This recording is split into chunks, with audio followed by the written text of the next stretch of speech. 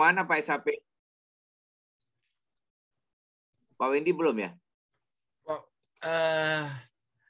Pak Wendy barusan beritahu ya, jadi ada perlu pagi ini. Ini mohon maaf. Jadi nanti kira-kira sebelum jam 10 Pak Wendy sudah bergabung. Ya, sementara Pak Dedi Darmawan dulu Pak, yang paling tinggi pangkatnya di antara kita. Iya, kita ngobrol aja dulu. Ya, jadi nanti memang sudah dipesan dilanjutkan aja gitu. Nanti kita jam 9 kita mulai. Ya, baik. Pak Dedi mana Pak Dedi? Pak Dedi wakil Pak Wendy.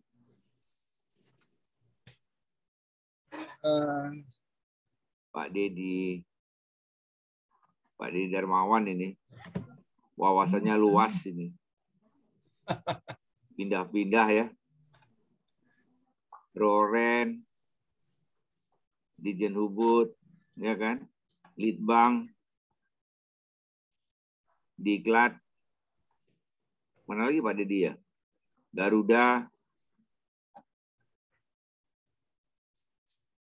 Merpati Pak Dedi juga ya kelihatannya. Komisaris terakhir kalau nggak salah. Selamat pagi, mungkin kita mulai aja dulu ya Pak. Siap, Direktur, Pak. Ya. Siap. Ya Pak, jadi selamat pagi semua, salam sehat. Terima kasih ke Pak Rizal Wasal, Pak Direktur Sarana. Sebentar ada Pak Wendy. Iya Pak.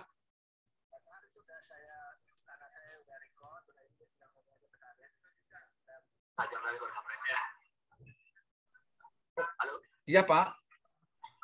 Ya itu sebelumnya udah dan udah saya record, udah anak saya udah record, jadi Pak Asad tinggal bisa lihat cara aja biasa. Iya Pak. Oke Pak, terima kasih Pak. Oke deh. Iya Pak. Ya, saya ulang lagi Pak, terima kasih. Barusan Pak Wendy telepon, jadi sementara Pak Wendy ada perlu sebentar, nanti mungkin sebelum jam 10 Pak Wendy sudah bergabung, jadi kita pesan Pak Wendy lanjutkan saja dulu. Pertama saya mengucapkan Assalamualaikum warahmatullahi wabarakatuh, selamat pagi, salam sehat. Terima kasih kepada Bapak-Bapak, terutama Pak Rizal, Pak Direktur Sarana dan Lalu Lintas Angkutan Kereta Api yang pagi hari ini sudah hadir bersama kita. Ada Pak Yugi, ada Pak Dedi, ada Pak Desmond. Pak Rizal hari ini akan mengajak kita mengantarkan diskusi mengenai persiapan operasi kereta LRT Jabobek, nggak ada tabeknya gitu ya. Pak Rizal sudah yang ketiga kalinya diskusi bersama kita di Suara Dosentran. Pertama itu mengenai roadmap kendaraan listrik ya. Catatan saya itu November 2021. Dia masih di perhubungan darat nih Pak Rizal Wasal ya, yang menyampaikan mobil listrik waktu itu. Terus yang kedua itu Pak Rizal Wasal lagi bulan Maret tahun 2022. Ini Pak Rizal sudah ke kereta api nih, sudah pindah ke kereta api, mengajak berdiskusi mengenai outlook of perkereta-apian Indonesia. Nah, ini yang ketiga kalinya Pak Rizal kami minta mengajak kita diskusi mengenai LRT Jabobek. Dan kereta api LRT ini sebetulnya sudah beroperasi di Jakarta itu sejak tahun 2019 awal, yang semula direncanakan beroperasi Agustus 2018. Tidak ada kendala waktu itu. Jadi untuk LRT ini kita di Jakarta itu sudah beroperasi sebetulnya sejak Maret 2019. Ini catatan saya. Saya sudah berapa kali naik kereta api LRT Velodrome Kelapa Gading waktu itu ya, Kelapa Gading sudah berhasil sampai sekarang. Nah, Jakarta ini akan ada tambah ramai kereta api selain MRT, ada komuter, ada nanti kereta api cepat, ada LRT. Nah, LRT yang sudah beroperasi di Velodrome Kelapa Gading ini mungkin nanti sama dengan yang akan segera dioperasikan. Itu saya lihat itu beda dengan yang dioperasikan di Kuala Lumpur dan Singapura, gitu ya. Nah, nanti ini akan diajak Pak Rizal untuk apa sih bedanya gitu dengan yang ada di luar, terutama di Kuala Lumpur dan Singapura. Kita tidak perlu berlama waktu. Monggo Pak Direktur waktu untuk mempresentasikan. Semoga nanti Pak Wendy segera bergabung dengan kita. Silakan Pak Direktur, Pak Rizal Wasal. Siap. Terima kasih Pak Rudi jadinya Pak. Terima kasih Pak Moderator. Bapak sekalian, Assalamualaikum warahmatullahi wabarakatuh. Selamat pagi, salam sejahtera untuk semua. Bapak Ibu yang kami hormati, para guru, para suhu kami, senior kami yang kami hormati, kami sayangi. Izinkan pada pagi hari ini saya mencoba untuk bersharing tentang persiapan pengoperasian LRT Jabodebek Jakarta. Tadinya kami berdiskusi dengan Pak Moderator Pak Rudi ini bicara tentang kita mau bicara apa nih gitu. Artinya ada dua yang awal kemarin, acara Jabodebek sama Makassar Parepare, yang dua-duanya itu sebenarnya kami membutuh juga masukan dari para suhu apa yang kami lakukan di dalam persiapan untuk pengoperasiannya.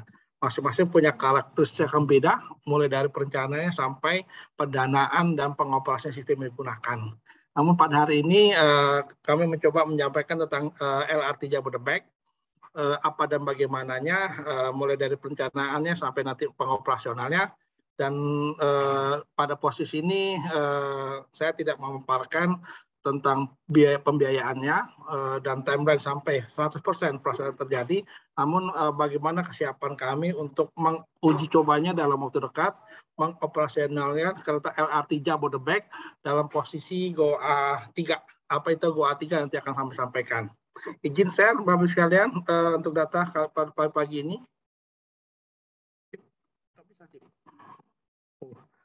Izin share Bapak Ibu.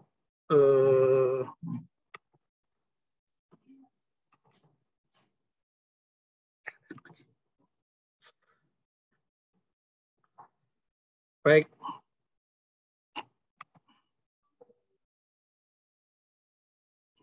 Kemari. Satunya mana? Kok nggak gerak? Kok stop share? Sebentar Bapak Ibu.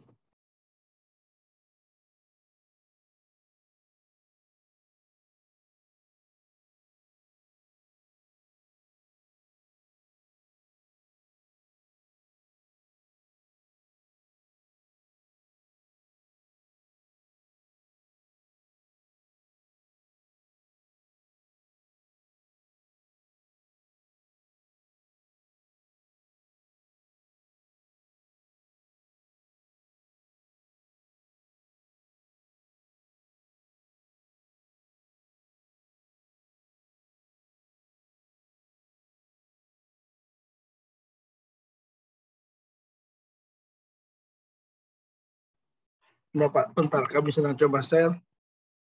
Kemarin naik.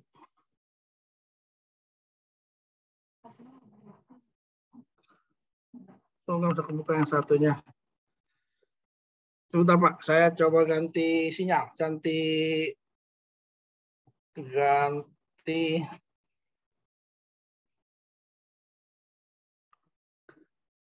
kamu yang pertama ya.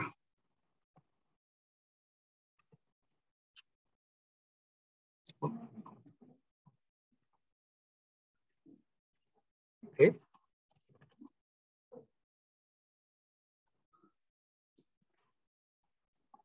Pak, izin saya buka melalui yang lain Pak. Sebentar, yang kami di sini agak hang. Pak, sebentar. Kenapa dia nggak mau yang ini?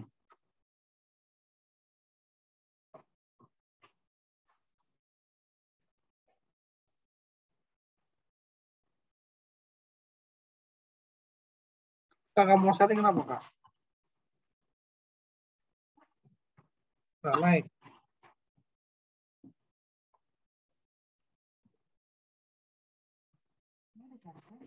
Ya, nggak mau ke satu.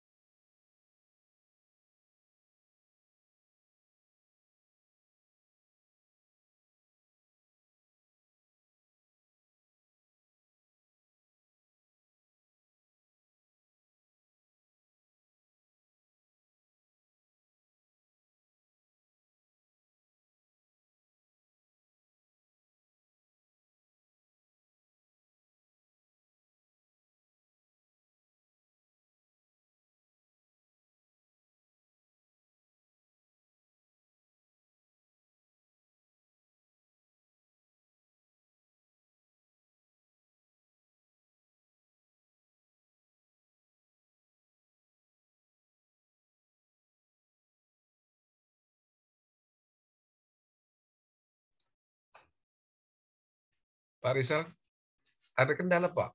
Iya, lagi nggak bisa gerak di sininya. Saya pakai dulu yang lain. Selamat pagi Pak Iskandar.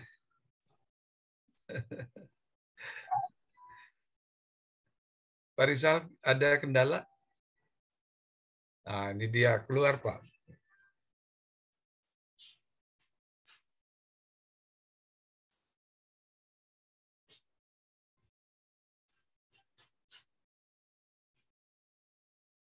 Udah kelihatan Pak gambarnya Pak? Sudah Pak. Silakan Pak. Oke. Baik, terima kasih Bapak sekalian. Ya.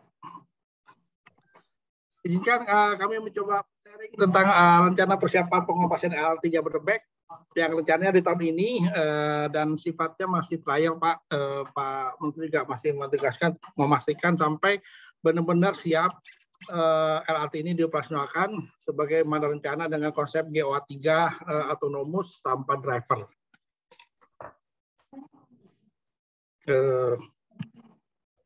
Kan kamu gerak Kak?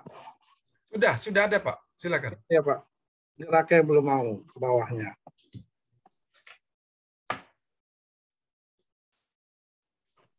Nih. Oke. Ya.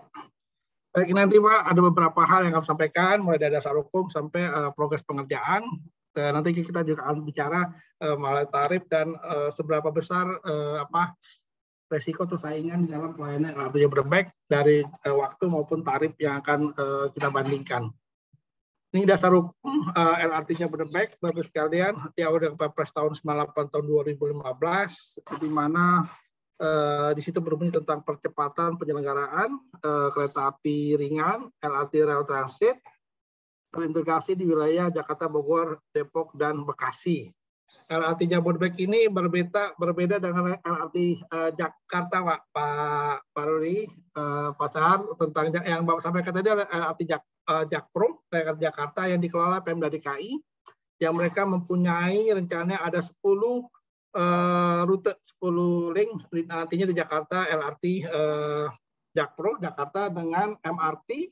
MRT juga ada beberapa fase yang mereka bangun nantinya SOS utara selatan barat timur yang berkelanjutan dipanjangi nanti sampai ke Tangerang, Bekasi Tangerang untuk barat timurnya, yang selatannya nanti sampai juga ke BSD sampai di stasiun terintegrasi dengan stasiun KRL yang dimiliki oleh KCI. Selanjutnya Perpres kita, Perpres 65 tahun 2016 yang bicara tentang perubahan atas peraturan Presiden nomor 98 tahun 2015 tentang percepatan penyelenggaraan kereta api, kereta ringan LRT terintegrasi di wilayah Jabodebek. Dan terakhir kembali lagi dikeluarkan Perpres terkait dengan perubahan juga atas nomor 65 ini terhadap untuk percepatannya. Ada beberapa kegiatan berubah terkait dengan pendanaan dan kepemilikan serta operator dari kegiatan LRT Jabodebek.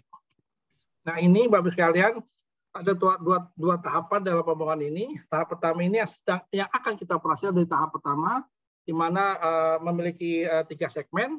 Segmen pertama itu dari Cibubur, Harjabukti sampai ke Cawang. Segmen keduanya adalah dari Cawang sampai ke Duku Atas. Di sini Bapak Ibu sekalian. Segmen ketiganya dari Cawang sampai ke Bekasi Timur, yang di situ juga ada depo dari LRT Jabodebek.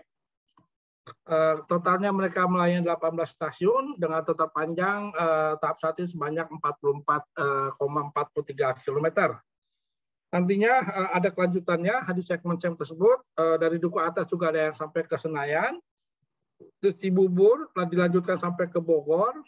Di Bogor ini masih ada 2 pilihan, masuk ke Kota Bogor atau masuk sampai ke arah Ciawi, masih pilihan. Dan lanjutan dari Duku Atas sampai juga ke Palmerah Grogol. Ini juga masih didiskusikan karena sempat berimpit dengan trase yang direncanakan oleh LRT Jakpro. Kita sebutnya Jakpro ya Pak ya, LRT Jakarta. Nanti segmen kita akan dibangun bertambah 39 km. Nah ini terhadap pendanaan proyek yang sekarang ini. Kontraknya dilaksanakan pada 10 Februari 2017 dengan anggaran antara Kementerian Perhubungan dengan PT Adikarya. Ini dengan nilai kontrak sebesar 23,3 triliun. Setelah itu ada perjanjian konsesi di dalam penyelenggaraan LRT Jabodebek. Kenapa konsesi? Memang regulasi kita bicara seperti itu Pak, untuk kereta apian walaupun swasta yang bangun atau pemerintah, mereka dibangun secara konsesi di lahan milik pemerintah yang nantinya pada tahun berikutnya sesudah konsesi akan diserahkan menjadi pemilik pemerintah. Jadi untuk Jabodebek masa konsesinya selama 50 tahun dengan PT KAI dimulai sejak TOK tanggal operasional kegiatannya. Jadi dia sejak TOK itu mulai berlaku masa konsesi. Jadi selama masa pembangunan, masa uji coba belum termasuk di dalam COD atau tanggal operasi komersial. Lanjutnya juga dengan ada kontrak pengadaan sarana 10 Januari di tahun 2018 antara PT KAI dengan PT Inka sebanyak 186 kart LRT dengan nantinya terbentuk dalam 31 transit atau transformasi. Nah, ada juga fasilitas agreement antara PT KAI dengan perbankan. Ini juga cukup angkanya sebagaimana kebutuhan kita tadi, plafonnya sebesar 22,4 triliun. Di trase A-nya sebanyak 18,1 triliun, trase B 4,2 triliun, dengan tenor 18 tahun. Masa tenggangnya 6 bulan setelah COD. Masih ada grace period-nya di setelah masa COD selama 6 bulan. Saat ini jumlah yang sudah terpakai sebesar 11,34 triliun sampai dengan Desember 2021. Ini pendanaan yang sudah dikeluarkan untuk LRT Jabodebek. Nah, kalau bicara lahan sebenarnya sudah selesai Bapak sekalian. Kemarin juga ada pembagian siapa yang bertanggung jawab terhadap pengadaan lahan dari kegiatan LRT Jabodebek ini, mulai dari Kementerian PUPR, Pemprov DKI, Kementerian Pertahanan yang ada di Halim juga berbagi lahan, Elmen dari Kementerian Keuangan yang ikut membebaskan, Kemenkumham, Warnas yang ada di Cibubur, Pemkot Bekasi terkait juga dengan alokasi stasiun dan jalan masuk, akses ke stasiun, serta Menteri Kesehatan ada beberapa lahan yang digunakan untuk wilayah di daerah Kuningan tadi. Total lahan kemarin dibutuhkan sebesar 554.769 meter persegi. Ini Bapak Ibu, kalau lihat progresnya Bapak sekalian, dari lintas yang sepanjang 44,3 km terus, tadi kami sampaikan bahwa dari Cawang Cibubur, panjangnya 14,89 km, Cawang Kuningan sampai Duku Atas 11,05 km, dan Cawang Bekasi Timur sepanjang 18,49 km. Saat ini sudah selesai, progres para sudah 99,5%, hampir 100% lah Pak. Ada beberapa titik terkait dengan akses yang menuju ke jalan utama saja yang belum selesai. Nah ini teknologi yang digunakan untuk LRT Jabodebek ini untuk yang atasnya. Mereka menggunakan struktur mas menggunakan pada LRT, menggunakan shape grader U-shape, sistem precast yang sudah dipasang, Bapak. Ini detailnya, teknisnya Bapak-Bapak yang sudah lebih paham. Juga kita juga menggunakan struktur bentang panjang, Bapak sekalian. Kalau Bapak lihat dari yang memasuk ke arah Kuningan, Gardu Lingkung itu adalah bentang panjang, satu utuh tidak tersambung. Ini yang kita gunakan di dalam pembangunan LRT Jabodebek secara sipilnya. Yang kedua juga menggunakan pada kursi itu menggunakan U-shape yang besar, big U-shape yang lebar sekitar 58 meter. Kalau sebagai ada dua, ada yang U-shape yang kita bangun di dalam beberapa titik. Selanjutnya menggunakan lead rubber bearing. Lead rubber bearing ini untuk mencegah terjadinya akibat gempa, bukan mencegah, artinya bagaimana supaya lebih tahan gerakan dari kereta api itu atau arealnya itu berbeda pada saat dipasang lead rubber bearing. Bapak bisa lihat pada saat yang menggunakan lead rubber bearing maka besinya tidak ikut miring, tapi bahannya akan terkendali dengan penggunaan lead rubber bearing ini. Ini teknologi yang kita gunakan di dalam mengantisipasi jika ada gempa terhadap layanan kereta api.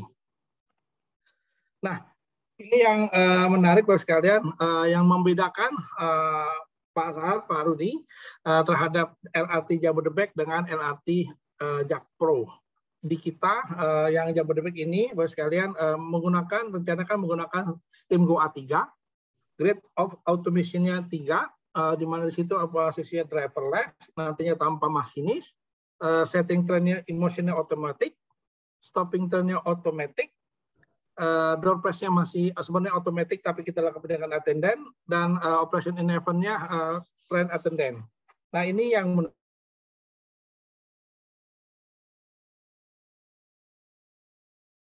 integrator yang harus memastikan antara sarana dan prasarana bisa berfungsi dengan baik dalam sistem. Bagaimana mereka masuk ke sistem secara automation, secara otomatis, dari kondisi konvensional menggunakan driver dari depo keluar untuk masuk ke dalam jaringan layanan otomatis yang otomatis. Ini Bapak sekalian yang saat ini sedang kami seriuskan bagaimana integrator ini bisa berjalan dengan baik hingga pada saat kereta api itu masuk dalam sistem bisa berfungsi dengan baik. Nah, sebenarnya di dalam otomatis ini GOA IT ada kawannya yang kita sebut dengan SIL, Safety Integrity Level. GOA 3 ini maupun GOA 4 ini mewajibkan memiliki SIL-nya di SIL 4. SIL 4 itu artinya kalau bisa disederhanakan bahwa dalam 100.000 kali perjalanan kemungkinan terjadi kecelakaan hanya satu kali. Ini GOA 4 ini yang kita siapkan. Nah, artinya memang kita persiapkan dengan sangat baik sistem keselamatan GOA 3 ini, hingga sangat kecil kemungkinan terjadinya kecelakaan apabila masuk dalam sistem. Selanjutnya di dalam spesifikasi, saya balik dulu ke GOA. Di kita Bapak sekalian, di antara GOA 1, 2, 3, 4 sudah hadir semua. GOA 4 kita sebenarnya ada di Bandara Soekarno-Hatta, KA Layang. KA Layang itu menggunakan GOA 4, sebenarnya beliau tanpa driver. Nah, permasalahan kita adalah bagaimana kalau GOA 3 atau GOA 4 itu difungsikan menggunakan driver. Bukan berarti begitu GOA 3 pakai driver dia menjadi GOA 2, enggak. Artinya malah begitu dia menggunakan driver, maka itu dioperasikan secara emergensi. Ini yang kami sedang pelajari bagaimana meyakinkan bahwa GOA 3 mau GOA 4 itu pun begitu bicara GOA, maka kita bicara SIL, begitu bicara SIL maka kita mengarah kepada SIL 4, SIL yang paling tinggi untuk menjamin keselamatan dalam pengoperasian, dan ada keharusan juga menggunakan SIL 4 untuk GOA 3 maupun GOA 4. GOA 2 yang kita gunakan untuk di MRT Jakarta, Bapak sekalian, itu juga harus menggunakan SIL 4. Mereka menggunakan ATP, ada ATO-nya, menggunakan SCADA, juga ada drivernya. Namun SIL-nya mereka menggunakan dengan posisi SIL 4 yang saat ini ada di Jakarta. Nah, lanjut dengan sistem fasilitas operasi, sistemnya ada tadi moving block CBTC, computer based control, headway-nya nanti adalah 3-6 menit. Kita juga akan di atas secara otomatis, maka nggak begitu sulit untuk mengatur, tapi bagaimana memberi kepastian kepada masyarakat dan integrasi dengan angkutan umum lainnya. Yang kedua, safety-nya dengan menggunakan automatic turn protection. Sistemnya kontrolnya OCC, operasi dengan demand control di pusat komunikasi. Sistemnya fiber optik untuk telekomunikasi sistemnya. Selanjutnya untuk device-nya dengan telepon public area system, ini teknik dari dalam penggunaan telekomunikasi. Sistem elektrifikasinya menggunakan voltase 20 kV dengan kapasitas per substationnya sebanyak 6 MW sampai 3 MW dengan traction voltasenya sebesar 750 VDC, menggunakan third rail, tidak LAA, listrik aliran atas, tapi menggunakan third rail, dan supervisi dengan kontrol dengan SCADA sistem. Integrasi ini nanti yang kita perlukan antara SCADA dengan sistem persinyalan yang digunakan, antara sarana dengan prasarana yang sedang kami perjuangkan bagi seperti apa integrasi yang untuk LRT Jabodebek ini. Nanti dalam sistem servicesnya, ticketing systemnya akan menggunakan automatic vending machine dan pembayarannya semuanya cashless, menggunakan e-money atau smart card. Nah, ini moving block, berbeda dengan fixed block, di mana moving block itu nanti kita bisa lebih mengoptimasikan penggunaan jalur, hingga kapasitas akan lebih banyak daripada menggunakan yang fixed block. Kalau yang awal-awal fixed block kita itu biasanya di stasiun-stasiun, ataupun terkadang ada juga antaranya menggunakan intermediate block, dan biasanya intermediate block lebih sering kita pakai pada penggunaan moving block yang diatur secara sistem persinyalan melalui komputer. Nah, yang lebih penting lagi adalah Bapak sekalian bagaimana kami menciptakan captive market di dalam pengembangan pengoperasian nanti kereta LRT Jabodebek. Memang saat ini sudah ada rencana-rencana di mana beberapa stasiun itu sudah ada beberapa konsep mixed use, kalau belum berani dibilang TOD gitu. Karena apa? Karena mereka ini belum bicara suatu kawasan yang mereka kendalikan, tapi baru bicara titik stasiun-stasiun yang mereka akan menciptakan captive marketnya. Rata-rata di stasiun itu mereka bangun ada apartemen, ada hampir semuanya apartemen di setiap stasiun itu dengan pusat perbelanjaan. Dan baru hanya pada kawasan stasiun saja, belum bicara pada kawasan pada radius minimal di 2 km, hingga sebenarnya belum bicara teori, tapi bagaimana menciptakan suatu stasiun yang mixed use atau terintegrasi dengan kawasan mixed use. Ini dari beberapa stasiun, ada beberapa titik-titik. Di Harjamukti ada LRT City Cibubur, di stasiun Ciracas ada Urban Signature, di TMI ada TBA by Jasa Marga yang sedang proses dibangun, di stasiun Jatimulya Bekasi ada Green Avenue, di Bekasi Barat ada Anwar Residen. Hampir semuanya bagus sekalian. Ini kalau tak sebut merek-merek kawan-kawan nih, jadi nggak enak kalau kita sebut satu persatu. Yang jelas di semua stasiun mereka menyiapkan fasilitas integrasi yang diharapkan nanti menjadi captive market di dalam pelaksanaan kereta api LRT Jabodebek, baik arah Cibubur maupun arah Bekasi. Sementara di arah kota yang menjadi tujuan dari mereka yang tinggal di stasiun arah Bekasi maupun arah Cibubur. Nah, ini pengembangannya, ini yang menarik buat sekalian bahwa sebenarnya di posisi-posisi sudah ada jenis feeder dari masing-masing stasiun. Di TMI maupun Kampung Rambutan Ciracas, di situ sudah ada BRT, dilengkapi dengan KWK, dengan Koasi, Jaklingko, artinya beberapa stasiun memang sudah dilengkapi, sudah ada akses secara langsung yang memadai untuk bisa dilayani untuk masyarakat berintegrasi menggunakan kereta api LRT Jabodebek dilanjutkan dengan feeder-feeder yang ada. Masuk ke Harjamukti juga seperti itu. Cawang untuk ke arah Duku Atas ini yang agak aman karena memang sudah berdempatan semuanya terintegrasi dengan BRT, KWK, Jaklingko, dan KRL. Seperti stasiun di Duku Atas dengan KRL, dengan KA Bandara, dengan MRT, di Cawang Atas dengan KRL. Semua titik-titik memang sudah dipersiapkan integrasinya untuk supaya masyarakat berpindah dengan mudah untuk melakukan perjalanan.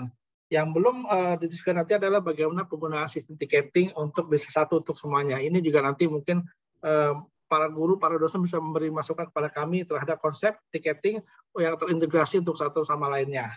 Di Jakarta pada pagi hari menggunakan KWK, menggunakan Jaklingko, mereka gratis. Nah, bagaimana kalau mereka nanti naik LRT Jabodebek, apakah mengikuti konsep Jakarta atau tetap bayar atau seperti apa? Ini juga memang kami belum melakukan pembahasan langsung tentang sistem pentarifan yang terintegrasi untuk sistem transportasi yang ada di Jakarta maupun Jabodebek.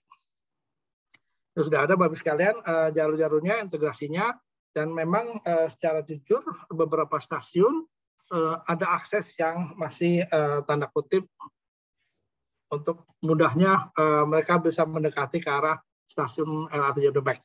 Masih butuh jarak, masih butuh lahan, dan fasilitas yang harus diperlukan disiapkan untuk integrasi antar angkutan.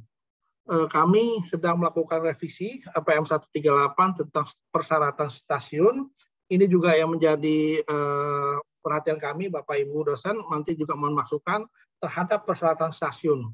Untuk LRT Jabodebek, kalau untuk begitu masuk ke Cawang sampai ke Duku Atas, ini agak sebenarnya aman karena sistem sistem integrasinya sudah clear dengan BRT-nya dengan apapun.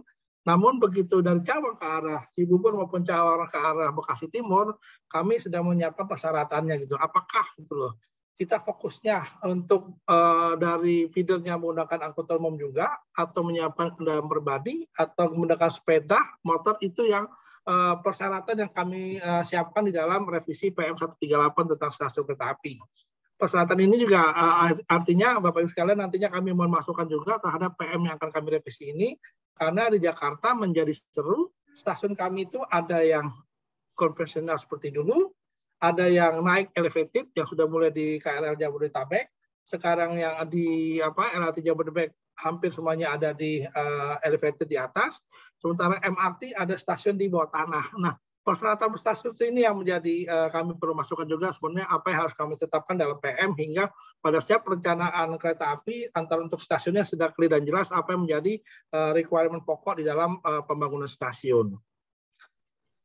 Lanjut, selanjutnya cara tarif, ini juga sudah ada aturan mainnya Bapak, seperti yang kami sampaikan, kami menyiapkan tarif dasar, ada juga tarif jarak.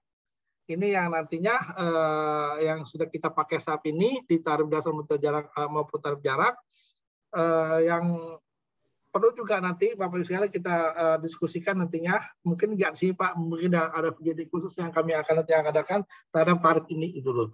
Tarif ini nantinya sampai di mana akan kita masukkan antara modal untuk tarif dasar, modal, biaya operasi dan biaya perawatan dan margin.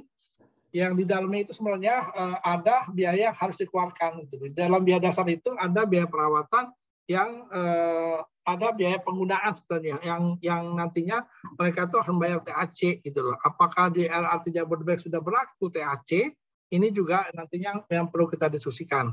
Bagaimana dengan program-program konsesi? Apakah pungutan-pungutan pemerintah masih berlaku? Juga nanti juga kami perlu masukkan seperti apa konsep pungutan yang bisa dilakukan pemerintah di dalam pembangunan yang sifatnya KPBU atau PPP project dengan konsesi. Apa yang bisa kami lakukan dalam proses konsesi terhadap peningkatan PNBP untuk pemerintah, baik pemerintah pusat maupun pemerintah daerah. Tadi tarif kami ada tarif dasar, juga ada berdasarkan tarif jarak. Ini nantinya juga Bapak Ibu sekalian berlari juga ke subsidi PSO. Gitu loh. Suka nggak suka nantinya kalau ini memang sudah ada subsidi untuk sarana prasarana, apakah nanti berlaku juga seperti KRL atau yang PSO yang kami sekarang ini terjadi, yaitu subsidi PSO terhadap jumlah penumpang yang diangkut. Apakah sudah waktunya kami beralih subsidi terhadap yang tepat sasaran ataukah kami harus beralihkan PSO-nya sesuai dengan sebagaimana Jakarta berdasarkan biaya operasional. Ini juga nanti mohon masukan Bapak sekalian terhadap PSO yang kami harus terapkan.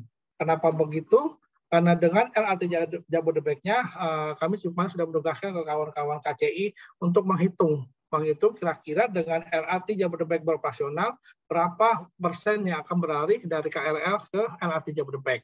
Karena besaran yang beralih itu akan mengurangi subsidi untuk KRL Jabodebek. Hitungan kami sederhana kemarin, baru kami lakukan kemarin, itu yang akan bergeser dari KRL Jabodebek itu, kalau dirupiahkan subsidinya akan berkurang lebih kurang 1 miliar per hari dari KRL Jabodebek dengan beralihnya mereka ke KRL dengan LRT Jabodebek dari KRL. Ini menjadi tantangan kami sendiri dengan diluncurkannya LRT Jabodebek besok. Apakah konsep PSO harus kami rubah? Nanti mohon juga masukan Bapak Ibu Guru terhadap apa yang harus kami lakukan di dalam pemberian PSO atau subsidi kepada operator yang ada yang akan melaksanakan di Jabodebek ini. Ini adalah perbandingannya Bapak Ibu sekalian, LRT Jabodebek antara LRT Jabodebek dengan angkutan umum yang ada yang menunjang atau yang menjadi seiring sejalan dengan jalur LRT Jabodebek. Ada LRT Jabodebeknya, di bawahnya ada bus premium, ada Transjakarta, ada pribadi, motor pribadi, ada KRL komuter, taksi dan taksi daring. Kami mencoba melihat berapa biayanya, membandingkan juga dengan waktu perjalanannya. Kalau LRT Jabodebek, dengan melihat biaya tarifnya sebesar transportasi tahun 21.000, dengan biaya lain-lainnya menuju ke stasiunnya sekitar 3.000 sampai 10.000, maka dimungkinkan total biayanya kalau mereka menaik LRT Jabodebek dari rumah itu dikeluarkan biaya 24.500, perjalanannya di first mile dari rumah menuju stasiunnya sekitar 15 menit, waktu tunggu rata-rata 3 menit, waktu perjalanannya 37 menit sampai Jakarta, dan total waktunya membutuhkan 55 menit. Kalau bus premium membutuhkan waktu 92 menit, dengan biayanya 23.500, dengan first mile sama 15 menit, waktu tunggunya 7 menit sampai 70 menit, di waktu perjalanan lebih jauh, lebih mahal, lebih lama. Sementara kalau menggunakan Transjakarta, biayanya murah 3.500, dengan lainnya sekitar menjadi 7.000. First mile tetap sama 15 menit, namun di perjalanannya bisa di posisi 100 menit. Ini juga yang perlu menjadi perhatian, hingga waktu totalnya menggunakan Transjakarta itu bisa sampai ke posisi 122 menit. Selanjutnya, kalau mau di pribadi, waktunya 70 menit, tapi biayanya lebih mahal. Mereka bisa totalnya 85.000 sekali jalan, dengan waktu 70 menit. Sementara kalau motor memang agak murah, 10.000 totalnya bisa di 20.000, waktu perjalanannya 75 menit, tanpa waktu tunggu rata-rata. Selanjutnya kalau KRL komuter, ini juga murah karena ada subsidi PSO. Untuk yang ekonomi, biaya lainnya sekitar 10.000-20.000, totalnya diberikan sekitar 13.000, first mile-nya 30 menit, sekitar dengan waktu tunggu dari rumahnya, waktu tunggu rata-rata sekitar 5 menit, headway kami 3-6 menit, waktu perjalanan rata 45 menit, dan total waktu perjalanan sekitar 80 menit. Taksi lebih mahal, biayanya 150.000, lainnya sekitar 20.000, sekitar 170.000.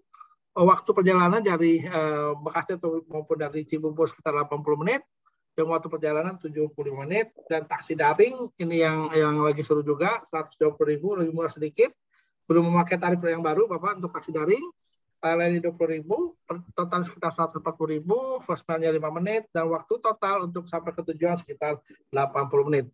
Ini asumsi ini yang kami lakukan dasar survei kami untuk melihat sebenarnya nantinya LRT Jabodebek berapa tarif yang wajar harus dikenakan untuk supaya masyarakat bisa beralih menggunakan kendaraan umum massal daripada menggunakan kendaraan pribadi.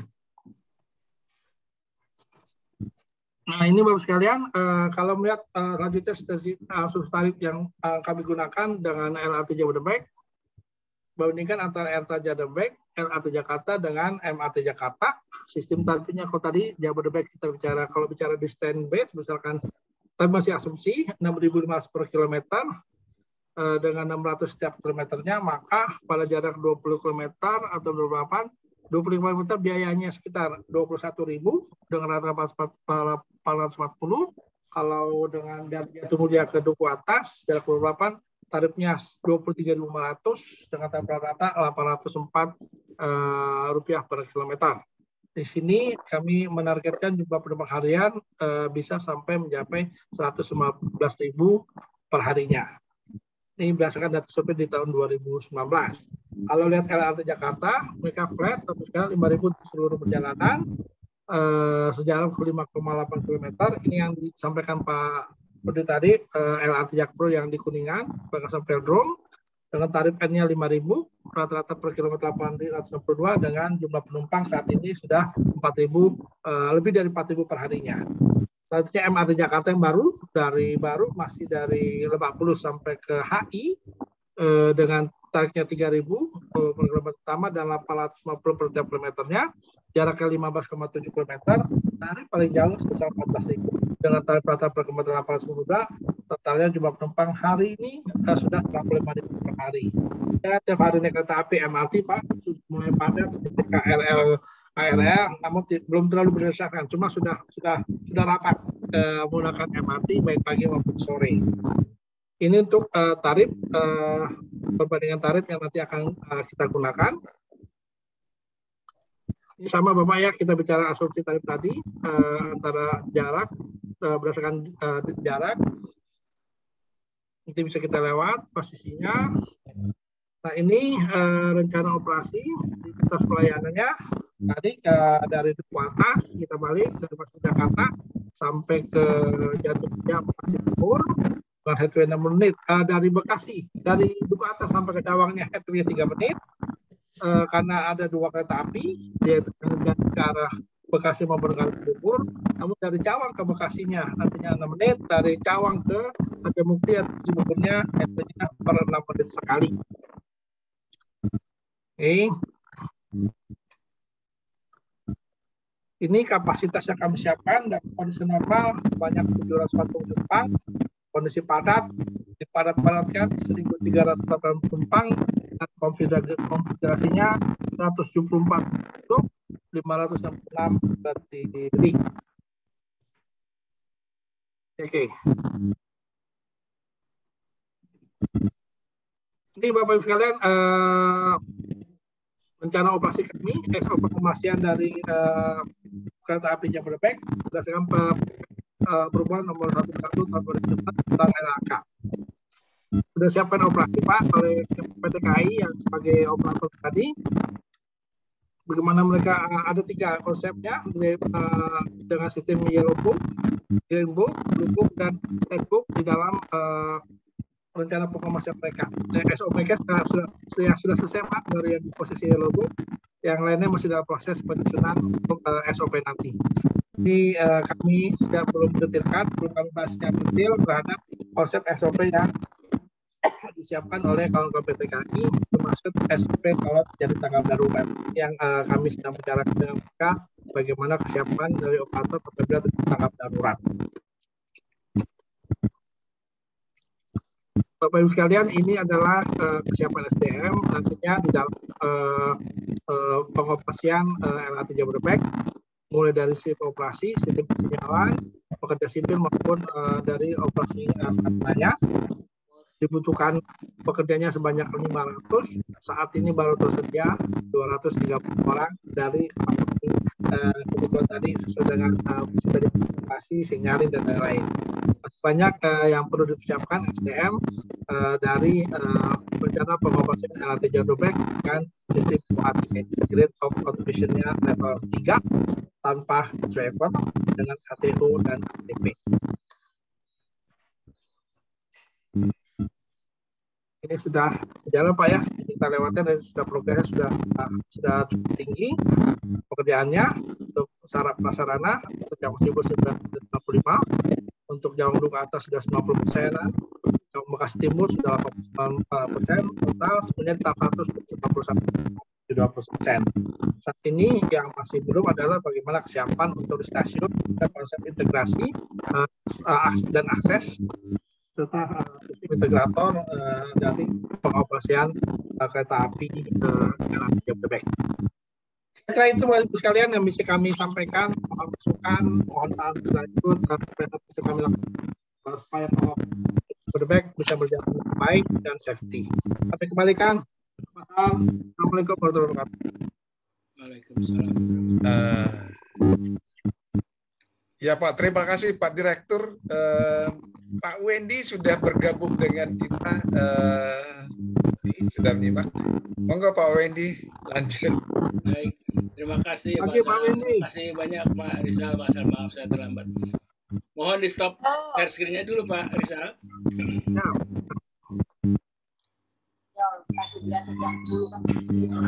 Oke, baik. Kita banyak sekali nih tadi yang menarik. Saya sempat lihat ini KRL Jabodebek tarifnya 21 tambah lain-lain 3.000, 24.500 dibandingkan dengan KRL komuter. Saya agak bingung nanti dibandingkan dengan komuter, nggak ada jalur yang ke situ ya. Terus yang kedua yang saya lihat juga ada waktu di slide berikutnya ada perbandingan dengan MRT. MRT itu murah sekali ya, sampai 3.000 per kilometer dibandingkan dengan KRL Jabodebek yang 6.500 per kilometer. Apa itu harga sudah subsidi atau sebelum subsidi harga realnya atau gimana ya? Tapi kalau 3.000 per kilometer itu murah sekali. Nah, itu aja beberapa dari saya dulu, tapi saya tanya tampung dari teman-teman yang lain ya, tentunya partisipan yang lebih utama untuk menanyakan, bukannya si moderator. Pak Dedi sudah open mic dari tadi, silakan Pak Dedi. Siap. Terima kasih Pak Wendy. Sebelumnya saya ucapkan selamat datang kepada Pak Wendy dalam webinar ini. Terima kasih Bapak hadir. Saya tadi hampir pulang ketika tahu Bapak tidak hadir di sini. Kemudian yang kedua, apresiasi yang setinggi-tingginya untuk Pak Direktur yang presentasinya luar biasa, membawa pengetahuan baru untuk saya, untuk kita semua. Dua hal yang ingin saya sampaikan, ingin saya bukan masukan lah, bukan pertanyaan, karena begini ya, apapun itu, sarana sebagus apapun yang sudah kita bangun, seperti yang tadi terakhir disampaikan oleh Pak Direktur, kalau SDM-nya itu kualitasnya abal-abal dan jumlahnya tidak cukup, itu saya khawatir sekali sarana yang sudah dibangun sedemikian baik itu tidak teroperasikan dengan benar. Nah, kita di Indonesia ini ada dua tempat pendidikan operator kereta api ya. Saya tidak tahu ya kalau pendidikan operator untuk perkereta apian itu di mana. Apakah hanya di PTD, di STTD dengan di API Madiun, atau ada di tempat lain. Tapi apapun itu, sepertinya peran dari Direktorat Jenderal Perkeretaapian itu sangat penting dalam penyediaan sumber daya manusia. Mereka itu PTDI atau API atau siapapun itu kan sebetulnya hanya koki ya. Koki dalam penyediaan seperti di restoran itu hanya koki. Koki itu dia memasak sesuai dengan keinginan dari customer, keinginan dari pelanggan gitu loh. Nah, tidak dibiarkan begitu saja koki memasak seperti apa yang sedang saya makan sekarang nih. Banyak yang ada di meja ini sarapan, tapi tidak satu pun yang menarik perhatian saya untuk dimakan. Karena tidak enak ya, tidak enak. Tadi pagi itu sebetulnya saya sudah pesan ini, itu, tapi tidak dikerjakan. Nah, yang saya ingin itu penyedia SDM juga begitu nanti. Ini mohon maaf ya kalau ribut ya, karena saya di Starbucks ini nggak ada wifi di rumah. Nah, jadi yang saya inginkan itu saran saya, penyedia SDM itu atau PTDI, STTD atau siapapun itu, mereka tuh tidak mendidik semaunya, tapi melulu harus berdasarkan apa yang diinginkan oleh Pak Direktur, oleh Pak Rizal. Pak Rizal ingin seperti apa SDM-nya, nanti disediakan gitu loh. Jangan asal mendidik, suka-suka gue. Sementara itu dulu saja. Ini kenapa ya ribut, apa di tempat lain juga ribut bunyi ya? Iya benar, ini Pak Dedi kelihatannya nih. tempat saya yang ribut? Apa tempat lain ribut? Enggak. Ada berisik-berisik, Pak. Hanya di tempat Pak Deddy, Pak. Oh, hanya tempat saya. Tapi yang penting suara saya terdengar kan jelas. Kedengar jelas dan merdu. Iya, karena suara saya ini penting. Masukan dari saya ini. Baik, itu saja dulu. Nggak jadi dua. Satu saja dulu. Pak Wendy, terima kasih atas kesempatannya. Assalamualaikum warahmatullahi wabarakatuh. Waalaikumsalam. Ada lagi siapa yang ini? Ada Pak Iskandar, mau bicara Pak Iskandar? Atau Pak siapa? Pak Sadra, ada Pak Yugi, ada Pak Desmond deh dulu dah. Udah dari tadi. Pak Desmond. Saya terlambat nih kali ini. Pak Desmond nggak terlambat, saya yang terlambat. Assalamualaikum warahmatullahi wabarakatuh. Alhamdulillah dan apresiasi serta terima kasih untuk Pak Direktur Lalu Lintas Angkutan Kereta Api memberi wawasan kami untuk LRT Jabodebek. Menarik sekali tabel yang terakhir itu ya, first mile. Cuman sayangnya last mile belum ditambahkan ya Pak Rizal ya. Ya. Jadi kalau bisa total. Kemudian yang kedua, tanggapan Pak Wendy juga bagus. Kenapa MRT itu lebih murah? Barangkali di situ perlu diperhatikan ada shadow prices. Jadi harga bayangan, maksud Pak Wendy apakah di situ subsidi atau bagaimana? Menurut saya sih MRT tetap lebih mahal daripada LRT ya. Rasanya sih karena LRT itu kan harganya disubsidi oleh pemerintah hampir mungkin 80%-nya ya mungkin ya. Jadi kalau kita membandingkan kalau boleh supaya LRT Jabodebek ini mendapatkan perhatian, ditambahkan satu kolom yaitu shadow price atau harga bayangan sebetulnya yang dibayar oleh oleh moda transportasi tadi.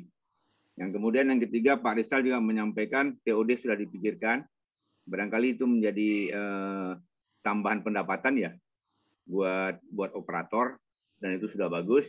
Cuman belum sesuai dengan konsep kawasan ya. Biasanya TOD itu biasanya 500 meter sampai dengan 800 meter sekitar stasiun yang dikuasai oleh operator. Kalau bisa nanti menuju ke sana Pak untuk diamankan lahannya sehingga tercapai perpindahan dari transportasi pribadi ke transportasi umum. Dan tadi Pak Rizal Wasal juga mempertimbangkan mengenai integrasi moda ya. Jadi sudah senang sekali. Karena kalau saya lihat Jaklingko itu Pak sudah bagus. Cuman sayang Jaklingko itu tidak melewati stasiun-stasiun ya. Misalnya Jaklingko Rawamangun Klender. Nah itu nggak ada yang melalui Ngurah Rai itu. Jadi biasanya jadi memang perlu kita bicara dengan Pemda ya untuk Jabodebek bagaimana supaya Jaklingko terintegrasi dengan Jabodebek dan sekitarnya. Ya barangkali kemudian yang terakhir Pak, barangkali LRT Jabodebek ini perlu melakukan dua analisa Pak. Pertama analisa privat atau disebut dengan analisa keuangan atau analisa badan usaha. Nah, kita akan melihat di situ berapa pendapatannya sebagai pembilang dan berapa sebagai penyebutnya adalah biayanya dan dikurangi dengan subsidi. Itu kita ngitung berapa benefit cost ratio-nya secara privat. Kemudian kita buat lagi analisa ekonomi atau analisa sosial karena angkutan itu adalah tanggung jawab pemerintah sebetulnya. Nah, kalau misalnya BCR-nya besar, sedangkan BCR untuk analisa ekonominya besar, sedangkan BCR untuk analisa privatnya kecil, disitulah kewajiban pemerintah untuk masuk sehingga nanti pendanaan pemerintah itu menjadi otomatis Pak. Jadi nggak perlu lagi dibicarakan setiap tahun melalui APBN, mungkin sudah sifatnya multi years ya di APBN-nya.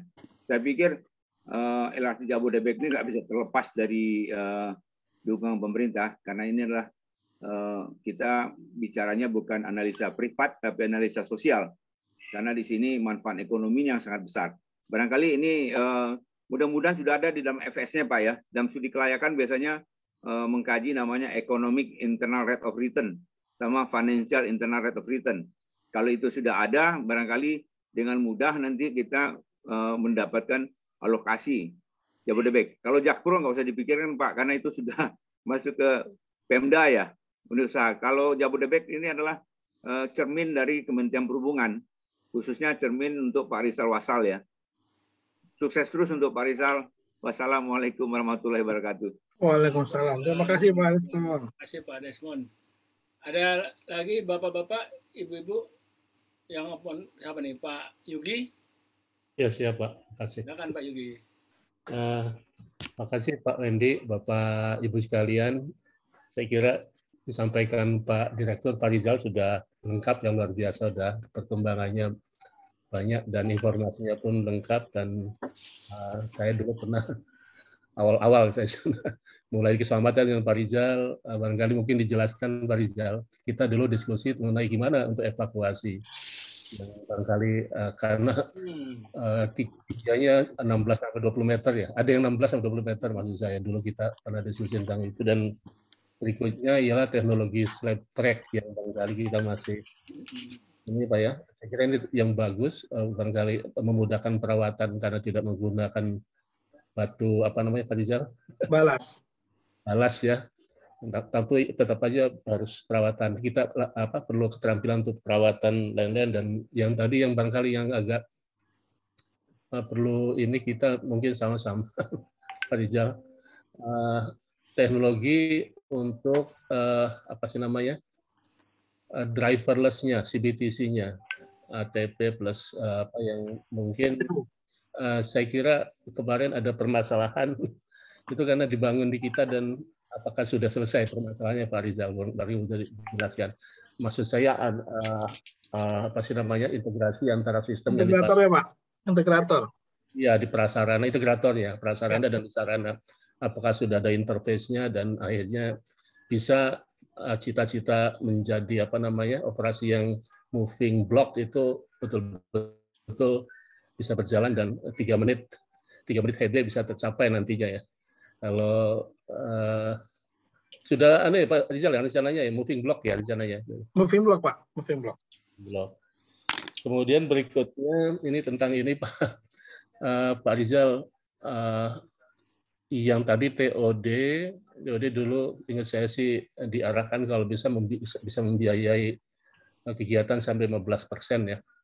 Dan saya nggak tahu mekanismenya, mungkin Pak Rizal bisa menjelaskan. Dulu diusulkan namanya semacam apa namanya, value capture ya, value creation, value capture gitu. Dengan peningkatan harga tanah kan ada akses terminal, itu stasiun maksud saya, yang mendapat manfaat harusnya memberikan kontribusi kepada operator ya. Apakah sudah itu? Saya kira penting itu, karena saya lihat sepanjang jalur kebanyakan adikarya juga yang bangun Pak ya. Ya. Apakah adikarya sudah mendapatkan manfaat, apakah membayar kepada PT KAI sebagai owner proyeknya gitu, sebagai akses fee lah gitu. Ada semacam akses fee mungkin didorong, karena kita peraturannya belum ada ya untuk value akses fee.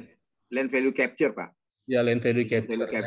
Nah, nanti kalau di udara sudah ada Pak, namanya concession fee Pak. Nah, itu jadi land value capture itu membayar kepada operator ya, 8% daripada revenue kotor. Kalau di udara ada sehat itu operatornya nanti. Ya, bisa ditiru mungkin. Kemudian berikutnya tadi Pak Rizal mempertanyakan gimana ya untuk apa namanya, akses stasiun yang dari Bekasi atau Cibubur ya, sementara dari Cawang sampai Duku Atas aman gitu. Memang problem sih kalau ke Bekasi aja kita lihat Pak Rizal, itu akses tol itu kebanyakan trompet menghadap ke selatan ya kebanyakan ya. Artinya saya khawatir orang bagian selatan dari jalan tol, bagian selatan dari trek itu mungkin jangan-jangan tetap akan gunakan mobilnya masuk ke jalan tol gitu. Jadi artinya peningkatan aksesibilitas bagian selatan tol Bekasi wilayah yang sekarang memang kecenderungan banyak orang bawa mobil, itu tetap tidak akan terakomodasi itu. Karena kebanyakan sekarang aksesnya lebih bagus dari ini Pak, dari apa? Utara Pak ya? Iya. Ya, dari selatan itu katanya agak sulit. Kemudian berikutnya tadi Pak Rizal nanya, mohon izin tentang di mana PSO apakah bisa untuk operasional gitu Pak ya. Saya kira kan sebelumnya sudah ada kesepakatan ya bahwa tetap aja membayar tiap tahun berapa tahun itu. Jadi PSO model baru saya nggak tahu, katanya contoh di apa namanya PLN ya. PLN ya, bantuan ya Pak, listrik. Dengan prasarana bukan biaya operasional saya, tapi membangun sebagian prasarana juga dibiayai melalui PSO. Kemudian kalau tarif, Pak Rizal tadi membuat alternatif 2 ya, yang flat sama yang itu ya, yang apa sih namanya, naik ke ujung 21.000, takutnya nggak ada yang naik juga. Tadi Pak Wendy menyampaikan agak mahal kalau 21.000. Saya kira itu hal-hal izin saya tentang teknologi barangkali perlu hati-hati seperti Pak Dedi sampaikan, pendidikannya kami STTD siap juga barangkali kalau ditugaskan untuk ada pendidikan berkaitan dengan apa sih namanya. Memang kita juga belum punya keahlian Pak Rizal ya. Ya Pak. Iya, ini memang gimana nanti untuk untuk perawatan, pemeliharaan, pengoperasiannya. Tapi kami seperti Pak Dedi sampaikan dari STTD, mungkin juga PPI Madiun kalau mentugaskan, dan mungkin sementara trainernya dari yang menyediakan gitu ya, dan bisa menjadi tempat untuk pelatihan pengoperasian dari kereta api LRT Jabodebek ini. Makasih Pak Wendy.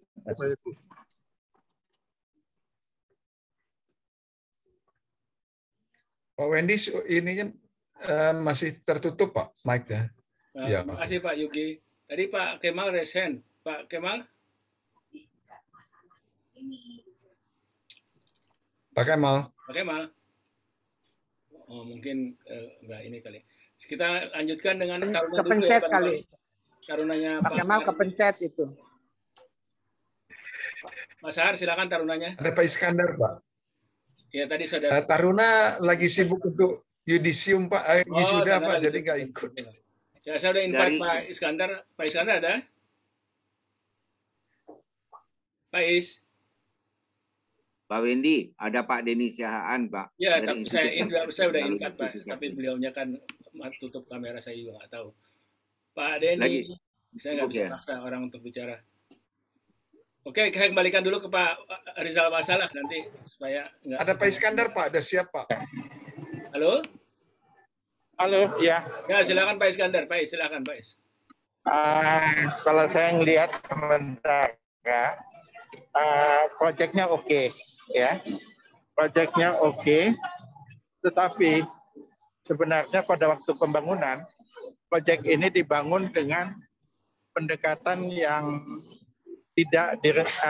tidak oleh seorang urban planner, ya. Yang bisa kita lihat di situ, dibangun di sebelah jalan tol, dibuat layang, padahal seharusnya di samping jalan tol itu cukup level di atas sana. Dengan demikian cost-nya akan jauh menurun dan ya manfaatnya bagi penumpang untuk naik dan turun itu lebih gampang. Nah, ini yang saya kira menjadi masalah yang paling besar untuk LRT kita ini. Dan yang kemudian station spacing-nya terlalu jauh, ya, khususnya di pinggiran kota, ya, di arah ke Bekasi ataupun di arah ke Bogor. Jadi station spacing-nya terlalu jauh, dan ini yang saya kira karena direncanakan oleh bukan ahli di bidang urban planner. Jadi itu yang saya kira yang perlu kita angkat di dalam proyek LRT ini. Saya kira mungkin itu yang bisa disampaikan. Ya. Baik, terima kasih Pak Is. Saya kembalikan ke Pak Rizal Wasal dulu ya. Silakan Pak Rizal. Ya Bapak, terima kasih Pak Wendy, Bapak sekalian, Pak Iskandar, Pak Desmond, Pak Dedi. Sudah menyampaikan beberapa tanggapan saran Pak. Pertama memang Pak Wendy, tarif itu memang kita tetapkan. Kami bandingkan Pak, belum di dalam nanti pasti ada PSO karena diproses secara ekonomi.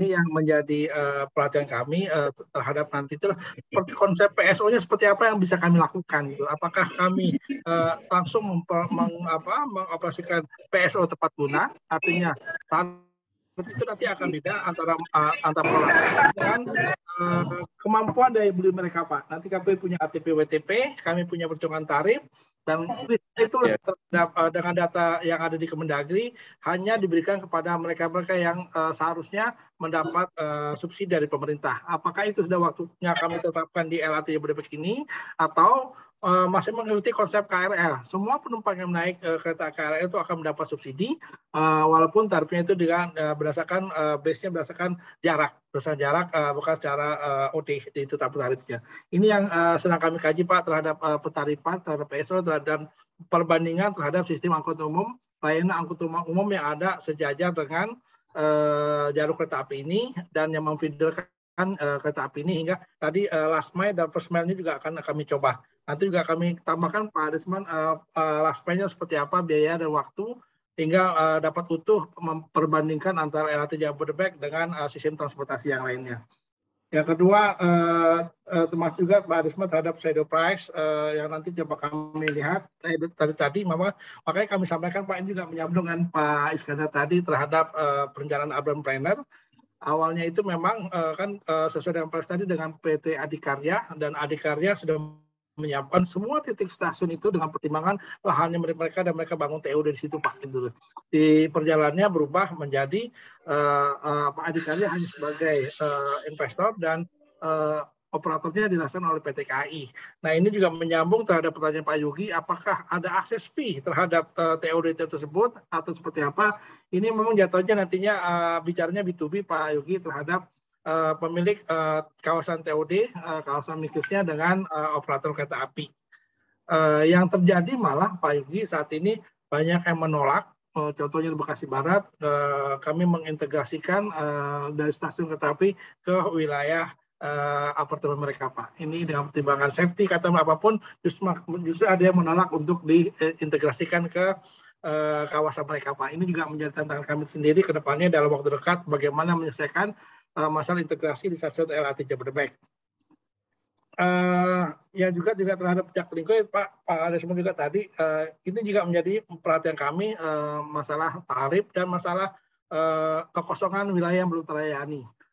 Pada saat kami di BPTJ, Bapak Ibu sekalian, kami juga bekerja sama dengan salah satu layanan startup untuk melihat, untuk mengkaji pelayanan sistem transportasi. Sebenarnya dengan konsep itu sudah nyata sekali, sudah tergambarkan daerah-daerah mana di Jabodetabek, daerah mana di DKI yang belum terlayani angkutan umum.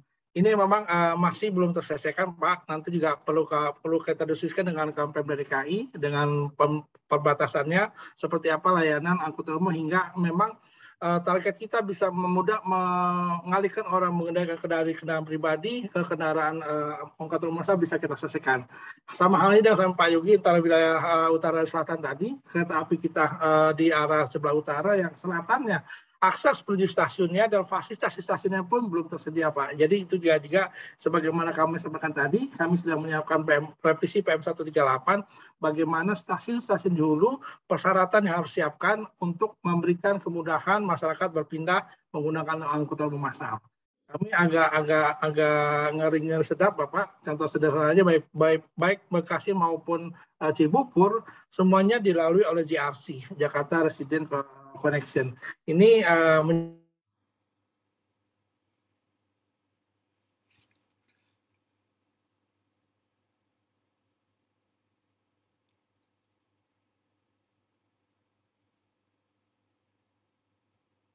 terhadap saingan ini. Nah ini yang sedang kami pelajari Pak, bagaimana kami bisa mengatasi itu hingga memberikan kemudahan masyarakat untuk beralih ke angkutan umum.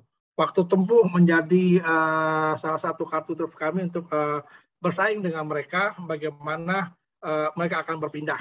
Nah masalahnya pada saat penetapan JRC saya di sana juga, di sini sekarang saya harus mengalahkan JRC melalui kereta api. Menjadi seru-seruan sendiri di kami Pak. Dari Pak Igu cukup banyak Pak. Tadi sudah kami singgung terhadap bagaimana kemudian akses dari selatan hingga menuju stasiun hingga orang memang akan beralih ke posisinya. Ini terkait juga dengan pengadaan SDM Pak Yogi. Awalnya memang waktu itu kan kita bagi sebenarnya PT Kereta Api Madiun untuk peningkatan SDM yang sifatnya pendidikan, sementara yang di Bekasi tadinya awal untuk pelatihan-pelatihan yang sifatnya sertifikasi.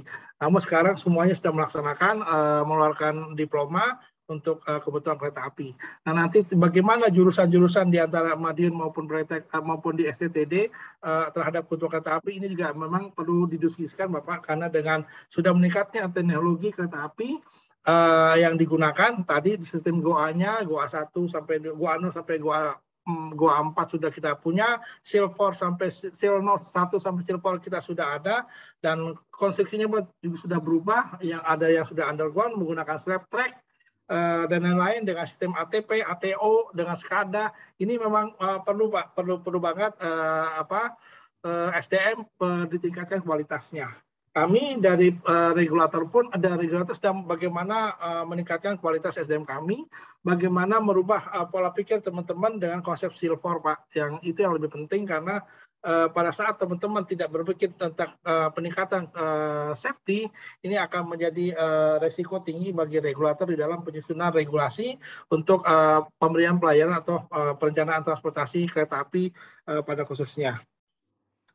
Tarif juga seperti itu Pak, nanti memang kita merasakan kilometer, dan tadi akses sudah, TOD, itu tadi Pak, TOD juga tadi yang urban planner Pak Iskandar juga, bahwa awalnya memang di semua stasiun ada lahan kawan-kawan dari Adikarya yang mereka siapkan membangun konsep mixed use-nya Pak, gitu.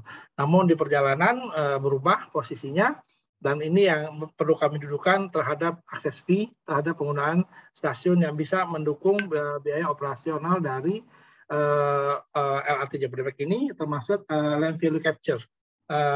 Siapa yang bisa kita minta land value capture terhadap pelayanan LRT Jabodebek, itu perlu duduk bareng lagi Pak. Kami perlu masukan-masukan terhadap penentuan land value capture terhadap pengoperasian kereta api Jabodebek. Kayaknya itu Bapak secara singkat yang bisa kami sampaikan dari beberapa masukan kalian. Satu Pak Desmond, sekolah kereta api ada 3 yang sudah kami sertifikasi, yang sudah kami akreditasi. Pertama PPI Madiun, yang kedua STTD, yang ketiga PT Kereta Api, sudah kami akreditasi lembaga diklatnya. Di PT Kereta Api, di kereta api agak beda sedikit Pak, sekolah melakukan sertifikat, tapi begitu untuk keahliannya DJKA mengeluarkan sertifikasi, baik untuk PPKA, baik untuk masinis, dikeluarkan oleh Direktur Jenderal Keselamatan melalui Direktur Keselamatan. Demikian Pak Windy. Terima kasih. Baik Pak, terima kasih Pak Rizal. Ini Pak Kapten Sadra Nababan Resen, kita beri kesempatan Pak Sadra, Kapten Sadra. Silakan Pak. Ya, pada Pak Rizal. Suaranya Pak? Ya, suaranya agak keras Pak. Ya, mungkin lebih bisa lebih jelas. Ya, terima kasih atas waktu yang diberikan. Saya hanya ingin mengingatkan saja masalah safety dan security. Tadi juga sudah disinggung oleh Pak Yogi bahwa evakuasi dan lain sebagainya itu. Nah, dalam safety dan security ini yang saya usulkan supaya selalu ada yang namanya exercise, mungkin setahun atau 2 tahunan, tapi periodik supaya selalu, dan juga kesiapan daripada petugas-petugas maupun peralatan-peralatan yang dipakai itu terjaga. Itu satu. Terus yang kedua mengenai kenyamanan. Kita tahu bahwa di masa depan ini bukan hanya internet saja yang maju, tapi minimal penyediaan Wi-Fi di stasiun itu mestinya sudah dipikirkan kalau bisa cukup baik gitu kualitasnya, sehingga juga menarik juga itu buat para penumpang bahwa kemudahan-kemudahan buat mereka ada, walaupun mereka harus sebagai alternatif daripada penggunaan paket data. Nah, terus yang ketiga mungkin saya yakin mungkin sudah terpikirkan bahwa karena ini ada integrasi dengan moda transportasi yang lain, jadi mungkin masalah bagasi itu juga mungkin perlu dipikirkan supaya orang yang kalau misalnya datang dari bandara atau menuju bandara menggunakan LRT dan kemudian nanti dia transfer ke moda transportasi yang lain, itu penempatan bagasinya itu dia. Hanya itu aja mungkin dari segi kenyamanan daripada penumpang. Terima kasih atas waktunya, Pak Wendy. Terima kasih, Kapten Sadra Nababan. Pak Bambang Derajat mau menambahkan? Silakan Pak Bambang.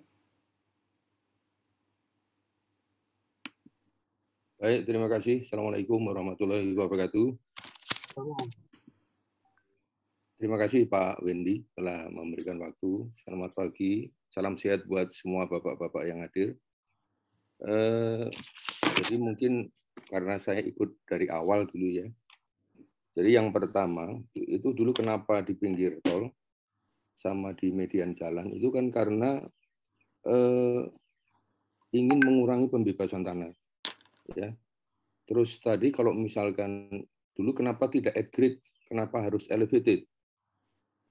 Itu menyangkut masalah teknis operasional ya Pak. Jadi kalau misalkan harus di atas, harus di bawah, itu berarti nanti setiap ketemu rem off rem on di tol, dia harus naik.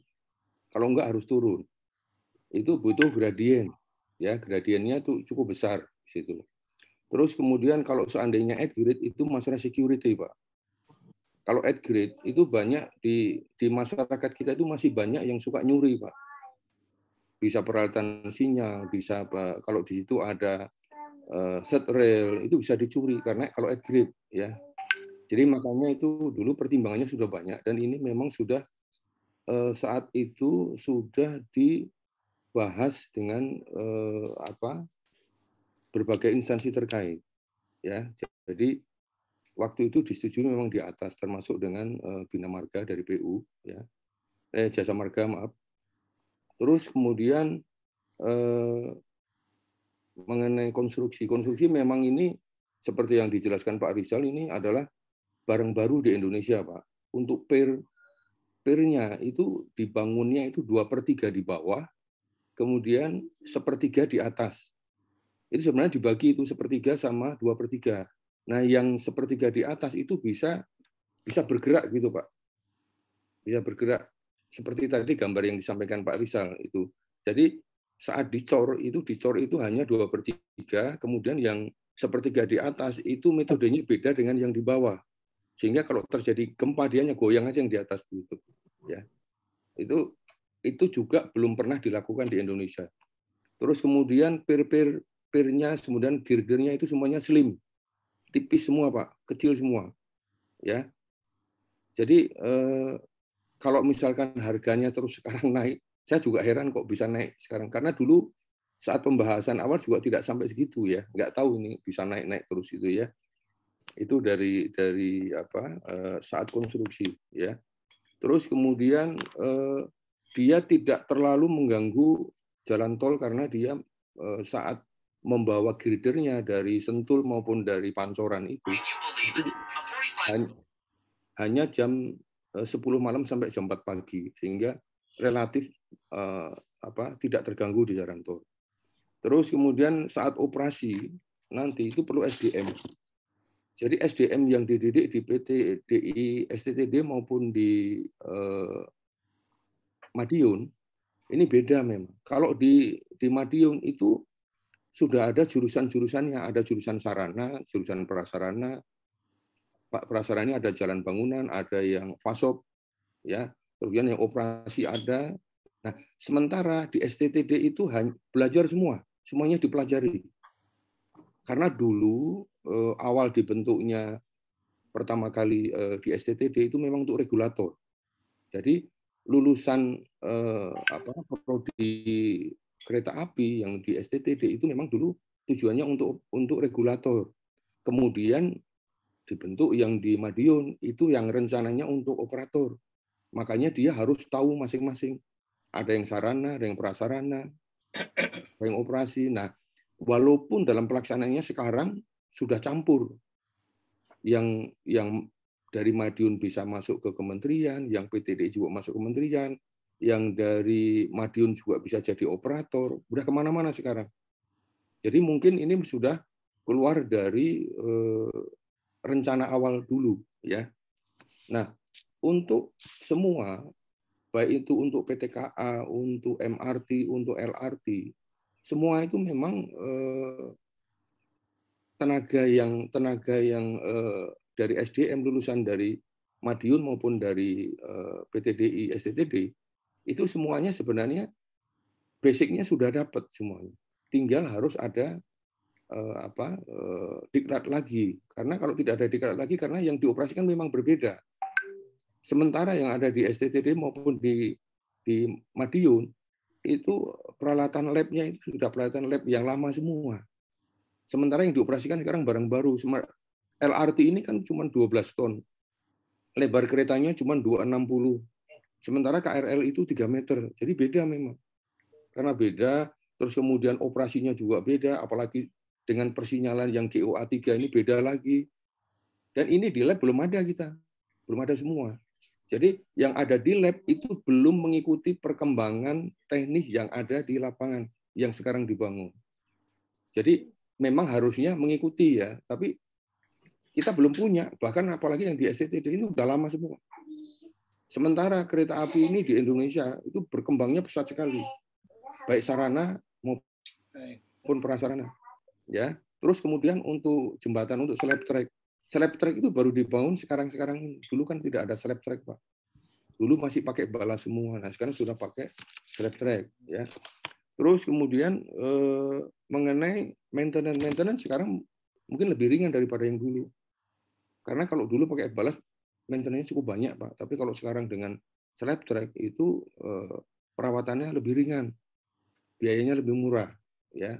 Cuman memang investasi awal itu yang sangat tinggi, ya. Itu. Jadi mungkin itu saja mungkin tambahan dari saya. Mudah-mudahan nanti dari sekolah-sekolah ini bisa mendapatkan ini mumpung ada Pak Rizal juga, ya. Jadi siapa tahu nanti Pak Rizal bisa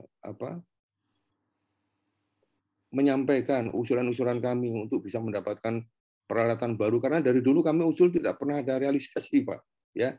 Jadi alat yang dipakai tahun 2010 sampai sekarang tidak pernah ada tambahan, ya. Kalau ada, bahkan untuk maintenance aja sulit, ya. Sehingga lama-lama kalau nggak di-maintain ya lama-lama rusak semua itu, ya. Jadi kami mohon mungkin ya ini juga ada Pak Yugi juga, ya. Pak Yugi kan sekarang di STTD juga. Jadi ini masukan juga. Jadi kami tuh nggak ada, Pak, tambahan barang baru untuk lab nggak ada sampai sekarang dari tahun 2010, ya. Terus kemudian maintenance-nya tidak pernah dilakukan secara berkala juga nggak ada, gitu. Jadi ya lama-lama rusak semua itu nanti. Ya itu aja dari kami masukannya. Terima kasih. Assalamualaikum warahmatullahi wabarakatuh. Waalaikumsalam. Terima kasih banyak atas masukannya. Ini buat Pak Denny mau menyampaikan, Pak Denny? Masih belum juga. Oke, saya kembalikan aja ke Pak Rizal. Belum dulu, Pak. Ya? Belum. Oke, Pak Denny. Pak Denny, saya punya burung jalak suren juga, Pak Denny. Pak Rizal, silakan Pak Rizal. Siapa, Pak? Kok jalak Bali dong? Kali mahal, Pak Denny. Jalak suren. Nah, kakak aja itu. Silakan Pak Rizal, Mas. Ya, baik Bapak.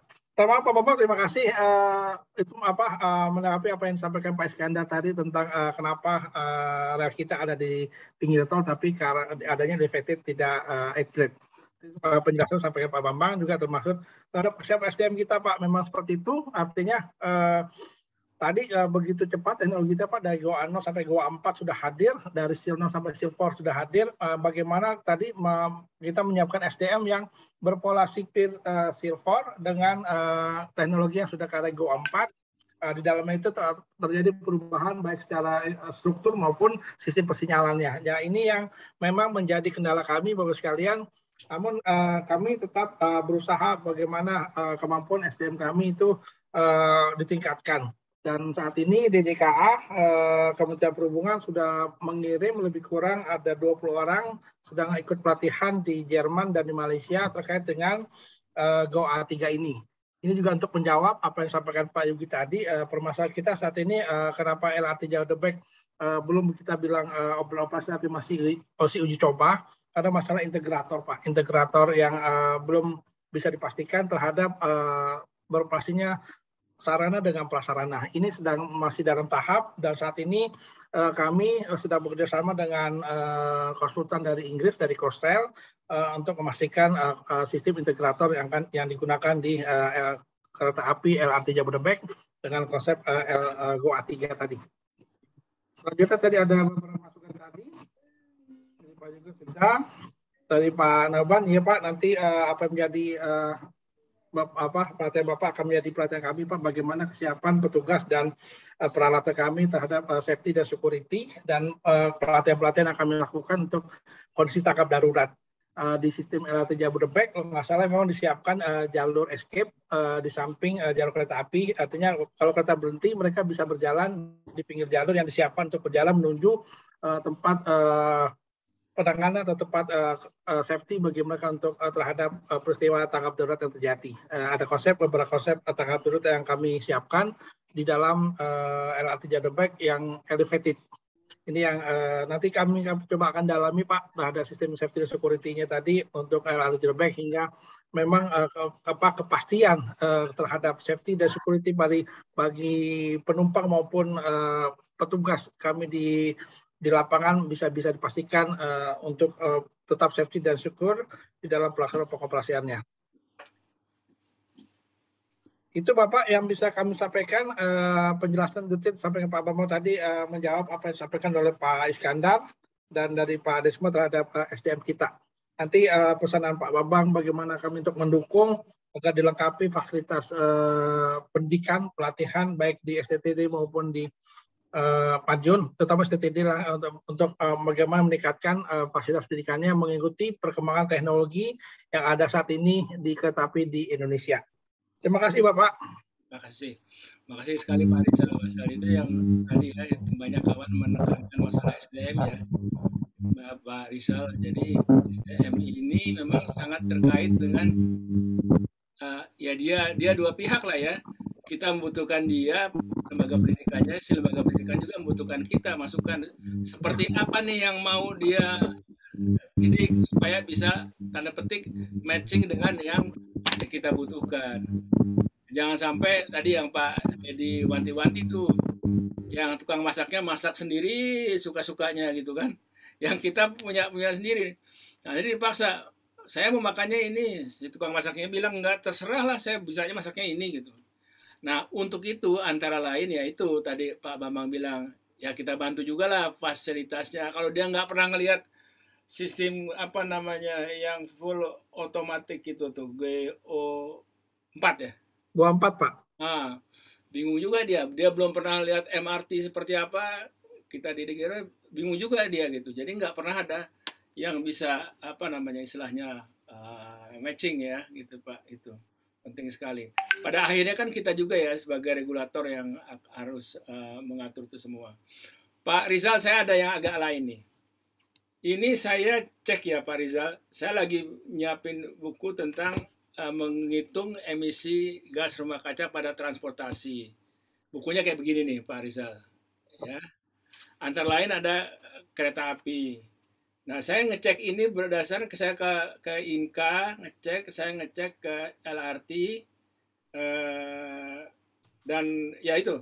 Ini angkanya nih Pak Rizal ya. LRT Palembang. KWH kilometer per penumpang sekitar 0,12